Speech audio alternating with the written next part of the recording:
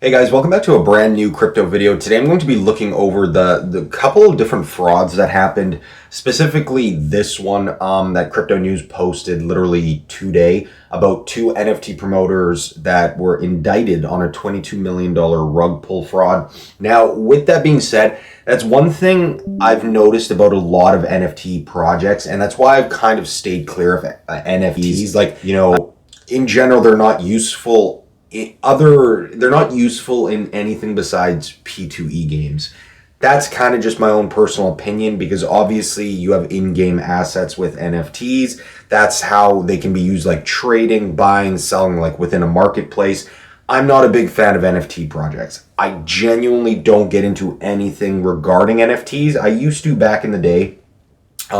Specifically, it was like, I think Crazy Skulls. I still own quite a bit of NFTs from that. They were a really big collection that I covered that ended up selling out.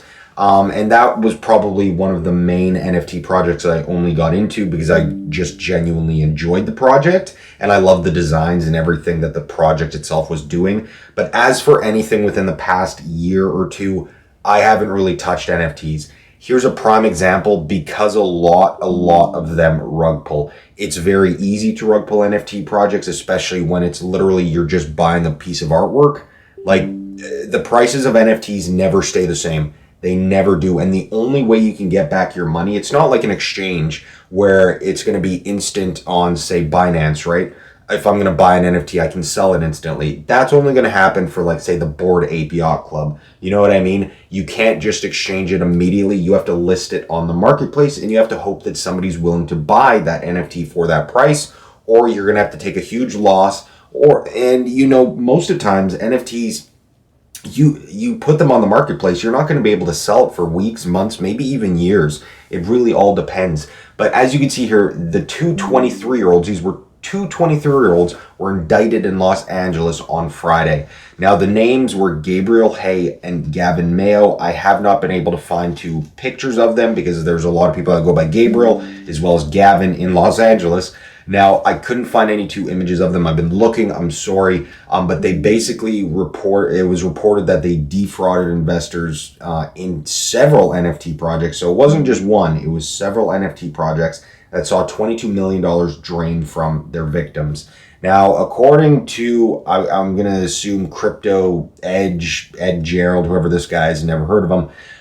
Hay and Mayo allegedly created misleading project roadmaps for a number of NFT projects between May 2021 and May 2024, including Vault of Gems, Faceless, Sinful Souls, Cloutcoin, Dirty Dogs, Uncovered, Moon Portal, Squiggles, and Roostcoin. I've never heard of any of these, and I'm surprised that they actually got the traction that it did to sell out $22 million worth. They must have done like a really good job in the marketing. They must have got onto some big websites, maybe, like I would assume maybe like even Etherscan, some banner ads. I don't know what they could have done to get $22 million because in my opinion, NFTs have never been the same since like 2-3 years ago when they kind of just started booming in the last bull run. That's just kind of my own opinion on it, but I've never heard of any of these.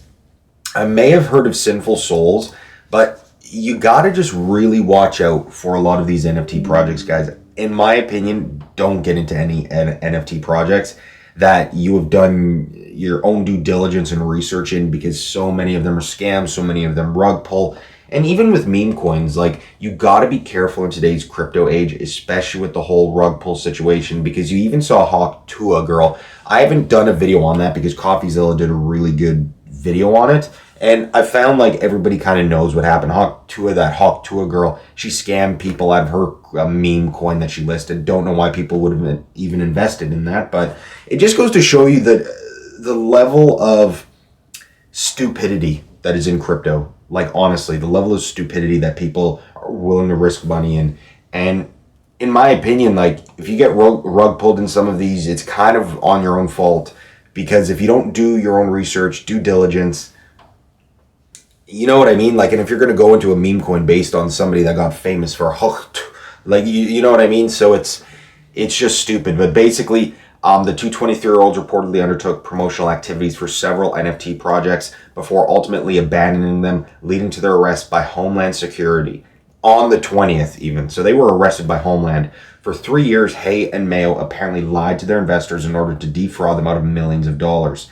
Now, that is just insane that even Homeland stepped in. And it's about time that Homeland or some sort of government agency stepping in. And even this right here, Hay and Mayo have each been charged with 1 count of stalking, 2 counts of wire fraud, and 1 count of conspiracy to commit wire fraud.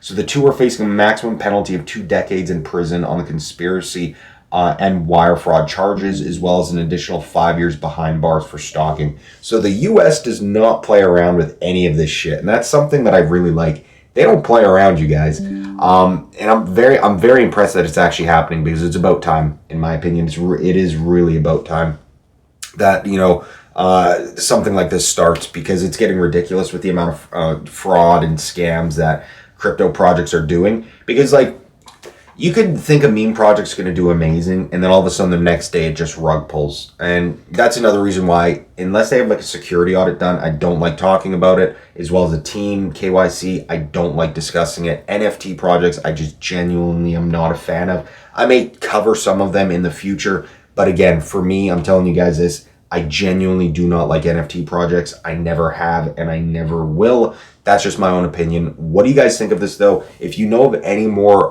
crypto scams or maybe rug pulls that have happened, I would love to cover it in the future. Just be cautious, be careful, especially in crypto. In today's day and age, it's very risky, and stay away from NFT projects, guys. Just a prime example, they just stole 22 million, and they're finally, you know, people are finally starting to go after them.